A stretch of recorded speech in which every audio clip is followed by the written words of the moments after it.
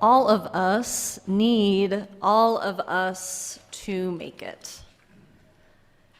This is why we call one another in, not out, whenever possible. Because all of us need all of us to make it. Yeah, who said you can't have some responsive preaching in Unitarian Universalism? Hey, look at that. So, what is the difference between calling in and calling out? Both are responses to what we might call inappropriate behavior that might have broken covenant, behavior that does not acknowledge the inherent worth and dignity of all. Calling in is what we do with those who are in our community, with those we are in community with. We say, you have left our circle or our covenant, and we are calling you back into it. It might be a calling in with some requirements that need met. We invite you back in, and we ask that you refrain from behaving in a certain way, or ask that you do some learning about this. And we're saying you are good and you are loved. You have maybe had some actions that were not good and not loving, and you are good and loved, and we see your inherent worth and dignity. And we maybe need this to change, as you come back in. So there's clarity perhaps around if you do X or if you do an X again, we're going to have to stop calling you back in because we are a community of covenant and of action. And there are some actions that make this space harmful to others that we do not want. And we hope that you will come back in because we really want you with us, because why? All of us need all of us to make it. Exactly. Now, calling in can feel harsh at times, and it is still a calling back into community. Something done with people who we are in community with. Calling out, however, is done with people who are in authority positions. Often people who are in the public eye and people who are in power.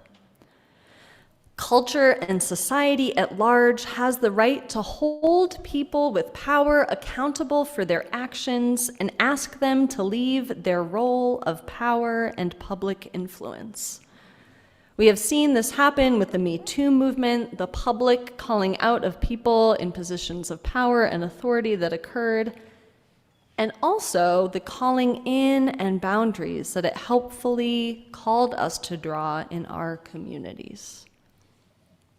Now, some of you might be wondering, with all this new language today and with how quickly it seems that culture is changing, I worry sometimes about doing the wrong thing or saying the wrong thing, or maybe I just don't know if I can actually keep up with everything that's happening. Right. So, I think you all have an answer to this, and it is perhaps in your mission of your congregation. Through love, wonder, and connection, we transform ourselves and the world. And I think you have an answer in this act of wonder and getting curious. So, as Jonathan Van Ness would say, get curious. Now, if that reference to Jonathan Van Ness and his new show, Getting Curious, went right over your head, you might want to check it out, and it could be fun. Yeah. So, this is a fun way where we're learning new things all the time. Okay. Jonathan Van Ness was a part of, what's the show where, Queer Eye for the Straight Guy, yeah. Anyways, he has a new show out called Get Curious, which is about getting curious. Okay, so, you're a congregation that values wonder and values curiosity. You call your RE not religious education, but religious exploration. Yeah, but religious exploration. You're starting an adult RE program because you know that learning and exploration are a lifelong process. So, What I would say is just acknowledge your resistance when it comes up, resistance to learning a new thing. Acknowledge this resistance to new words and pronouns and concepts. Acknowledge your weariness too. That is fair. We can get weary. The world can make us weary. And acknowledge your desire to be done learning already. And in there somewhere, your desire to keep learning. Because my guess is that all of that is within all of us. And then once we've acknowledged these feelings, we can perhaps center this sense of wonder and curiosity. Center our desire to really trust and get to know other people, to learn more about your own concept of truth and reality from others who might have a very different one. Now, next is to never underestimate the power of Google. Now, both in like the way too much corporate power, but also like the wonder of the tool where you can just type a question into the internet. You'll get a bunch of different articles from different people and can read about things. So there might be a question you have that you don't really want to ask someone about because it would maybe be putting a lot on them. Maybe it would be a little awkward, or just like the responsibility to educate you on someone else is perhaps not a thing you want to do. So you can look it up. You can ask Google. You might have a question about gender or disability or race, and you can start with Google. Check your sources, be careful. But you can do some of your own exploring so you have a basic understanding before you ask someone else about your question. It can help make your questions better and can help make your conversation better. Because you are a congregation whose mission is to allow love, wonder, and connection to transform ourselves and the world. So, you need not be afraid of what you do not know.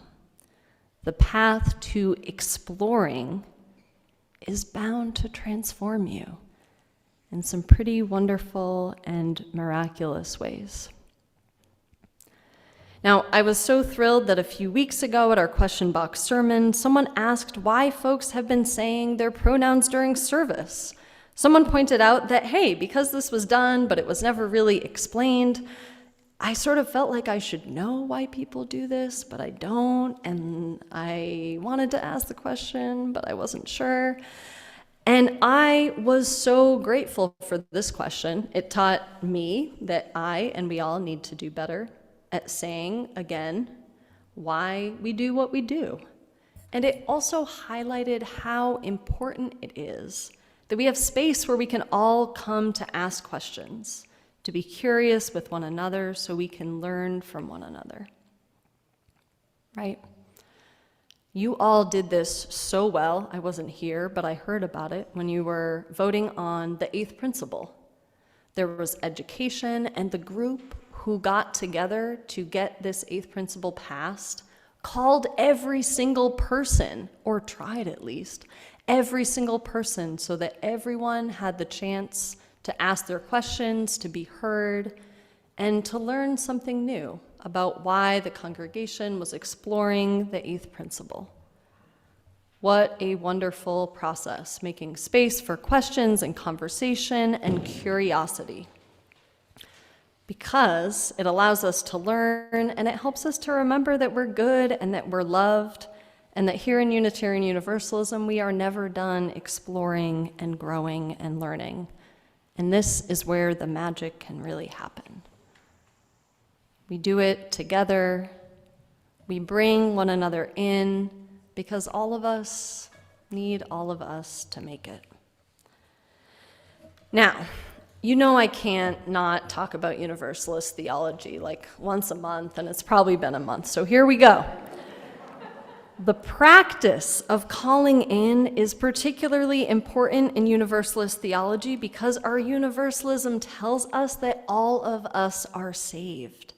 Now, original Christian Universalist theology said that God would not make us fumbling, flailing, failing human beings, knowing that we would make mistakes only to damn us to an eternal hell. It's just not a thing God would do. No, they said, God's love is so great that it saves us all. That is universal salvation. Now, today we might say that there is a love that we can always lean on. We can fall back on, that there is a love that will hold us and will never let us go. And it is part of our role as human beings and human beings in community to be that embodiment of love for one another. This is why we keep learning, we keep growing, to make sure that circle of love can grow and include all of us. Because, all of us need all of us to make it. Yes. Now, universalism would say, in fact, because I know you love dissecting hymns, and I do too, so we're just going to keep doing that together, would say that our first hymn is actually wrong when it reads, "When our heart is in a holy place, we are blessed with love and amazing grace." It's kind of conditional, like, you will be blessed with love and amazing grace when your heart is in that holy place. Universalism would be like, no, you are blessed with love and amazing grace even when your heart's gross, even when your oh so human heart is angry and stubborn or reactive and defensive, and we don't yet know what we're feeling. You are still, even then, blessed with love. That love might require you to do some things, right? It might require you to do some learning and some listening, and you are still not outside of its embrace. Now, how does this work in real love, this process of curiosity, wonder, transformation, of calling in and growing together? You all actually know a fair amount about this, right? In the process to put up a Black Lives Matter sign, in the process to approve the 8th principle, in the process of growing and being a church. You all know something about this. And I want you to leave you with one example from our wider Unitarian Universalist world. Now, it's a wonderful and complicated example that comes from our closing hymn. And I will say there are 2 parts to this story, and you are only getting part 1 today because I care about your time. So, part 1 today. The song that we're going to be closing with is called Answering the Call of Love. But it used to be called Standing on the Side of Love, and that changed in the summer of 2017. Now, every year there's a General Assembly of Unitarian Universalists who gather for worship and workshops, and of course, a favorite of many Unitarian Universalists, business meetings. Right? Oh, thank you. That was supposed to be funny. We love meetings. We love meetings. We love them so much. Okay, so at one of these business meetings, Reverend Teresa Soto, who wrote the words, "All of us need all of us to make it," brought forward a responsive resolution that they wrote with the assistance of many others. And it asked that our denomination's social justice campaign and office, whose name was Standing on the Side of Love, change. Now, of course, the office, Standing on the Side of Love, got its name from the song. The song came first. The office used the wisdom and the wonder of the song. And they said, the name Standing on the Side of Love for a whole office that does work on social justice, including disability rights, is perhaps not totally representative of some of the work we do. So, the standing resolution asked that the name be changed from Standing on the Side of Love to Creating a New Imagining that better includes and reflects the needs and contributions of disabled people. Very legitimate, and we all know how quickly church is able to move, right? Thank you. Church moves slowly, very slowly. And when we're talking about a whole denomination and an office, it moves incredibly slowly.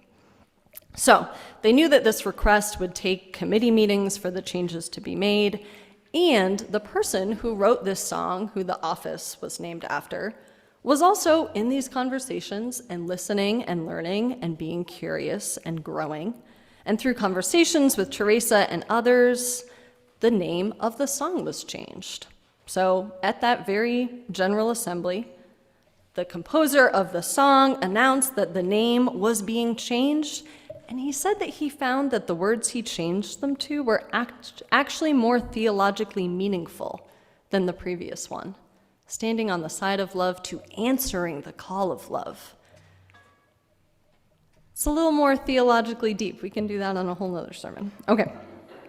And he and others said, hey, the name of the song this office was named after changed its title. We'd really love the office to change too. So it was an act of solidarity and of leadership. And eventually the denomination did follow suit. It just took them some more meetings to get there. So the call of love was heard and answered. People were called in, and the circle was appropriately made wider.